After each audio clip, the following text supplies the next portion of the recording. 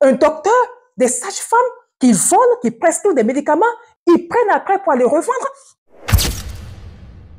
La semence de Dieu. La semence de Dieu, c'est de ça que parle le pain divin de ce jour, mercredi 25 juillet 2025. La semence de Dieu, et qu'est-ce que c'est? Nous allons commencer par notre verset d'appui qui est tiré du livre de 1 Pierre. 1 Pierre, le chapitre 1, verset 23. Je lis Louis II. Puisque vous avez été régénérés, non par une semence corruptible, mais par une semence incorruptible, par la parole vivante et permanente de Dieu. OK? J'aimerais bien que vous souligniez cette partie-là. Non par une semence, non par une semence corruptible, mais par une semence incorruptible. Et cette semence incorruptible, la suite nous dit par la parole vivante et permanente de Dieu.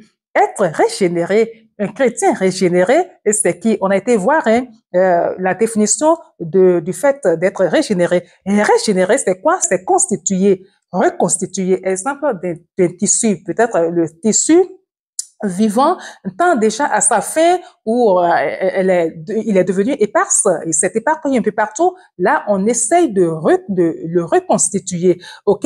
Le deuxième exemple qui nous concerne est ceci, renouveler en redonnant les qualités perdues. OK? Donc, quand on dit que Dieu nous régénère par sa semence, c'est que Dieu nous redonne les qualités que nous avons perdues. On peut se poser la question de savoir, mais quelles qualités on peut perdre? Vous savez, lorsque nous venons dans ce monde-là, nous venons étant clean, mis à part le péché original qui est en nous. OK?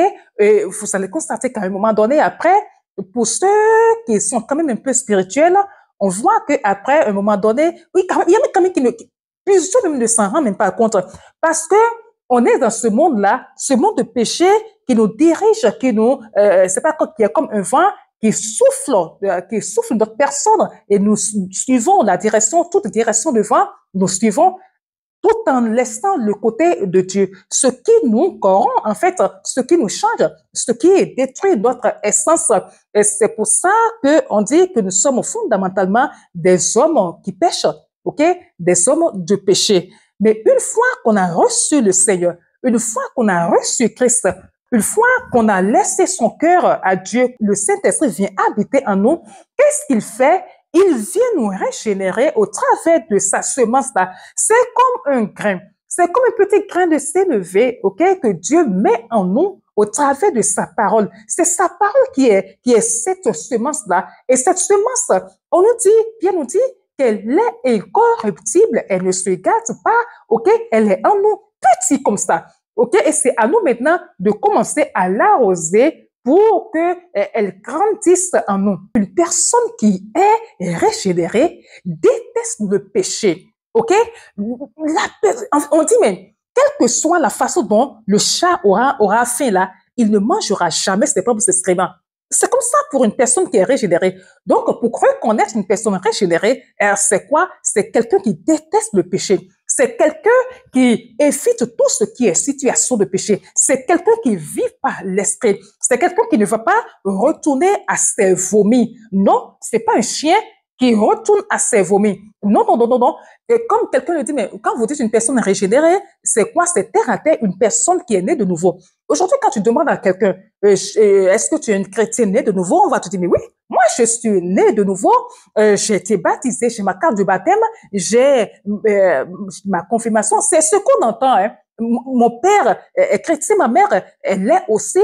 Je suis née, d'accord, dans une famille chrétienne. Depuis mon jeune âge, on m'amène à l'église et tout et tout. Les dimanches, moi aussi, je suis à l'église. C'est pas ça qui va faire de quelqu'un une personne née de nouveau ou une personne régénérée. Pour être régénéré, il faut avoir écouté une parole qui choque, qui nous a tellement choqués qu'on se décide à se laisser aller, on décide soi-même de laisser Christ venir nous assiéger, de laisser le Saint-Esprit venir nous guider, on se reconnaît dans un état de péché et on laisse tout aller.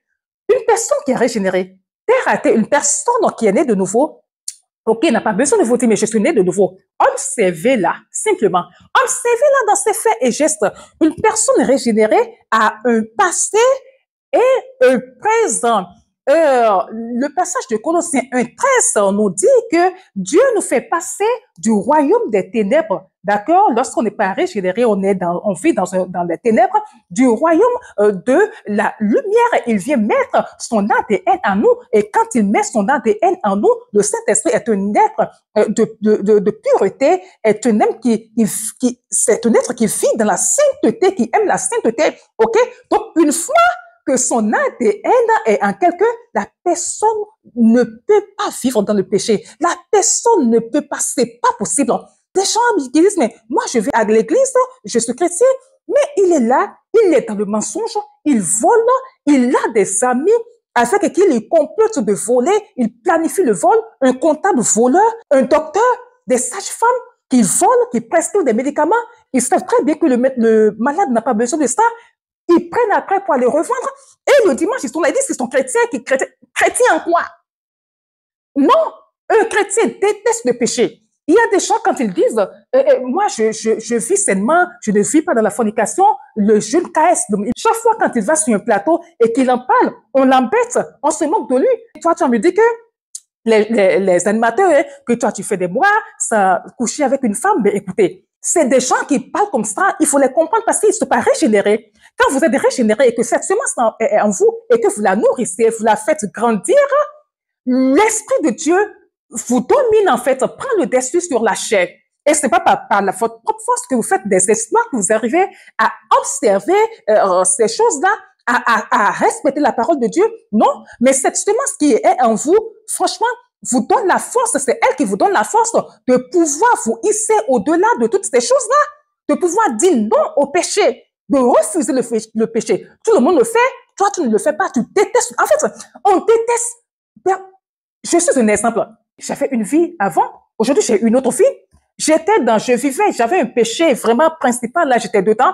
Et chaque fois quand j'allais à la confession, pardonnez-moi mon Père, parce que je suis dans ça, dans ça. On te dit, va réciter, notre Père récite, je vous salue Marie. Je finis de réciter, je retourne le soir même là, je tombe dedans parce qu'on m'a dit que chaque fois quand tu vas demander pardon, Dieu te pardonne. Ah non, c'est pas ça. C'est pas ça, parce que je n'avais pas ça. Je n'étais pas régénéré. Quand tu es régénéré, tu détestes ça, c'est-à-dire que tu ne retournes plus à ça. Tu sors de ça, tu n'as plus jamais envie d'aller reprendre ça. Ça peut arriver que tu tombes, mais tu te relèves, le Saint-Esprit le sait, tu demandes pardon et tu continues, mais tu ne vis pas dedans, c'est pas ta vie, c'est pas la vie du chrétien. C'est pas possible. Un chrétien ne peut pas végéter dans la prière. Vous avez vu, comment on appelle Joseph, il a senti le péché de la femme de Potiphar. Il a fui, il a préféré, d'accord, être jeté en prison que de garder sa relation. C'est ce que la nouvelle naissance fait. C'est ce que le fait d'être régénéré fait. Ça nous donne le courage. Quel que soit ce que ça va nous coûter, on choisit de sortir, on choisit des bonnes actions, on choisit de vivre sainement. Et l'autre, la Samson, quand vous avez vu, lui, vous avez vu comment il a fini sa vie? C'était comme ça. Alors que, franchement, si vous êtes déjà né de nouveau, carrément, si Dieu a déjà une fois mis cette semence en vous et qu'elle somnole, c'est le moment aujourd'hui de prier franchement, parce que si cette semence, vous ne la nourrissez pas par le jeûne, la prière, les disciplines spirituelles et tout, elle meurt et la chair prend le dessus. Vous devenez une personne charnelle, ok? Alors, en ce jour, si vous savez que vous sentez que vous êtes devenu charnel, qu'entre-temps vous étiez déjà régénéré, sa grâce vous visite à nouveau afin que les choses recommencent mieux pour vous dans le nom de Jésus-Christ de Nazareth. Merci de m'avoir écouté. On va se dire à demain matin encore pour une autre méditation. Bisous.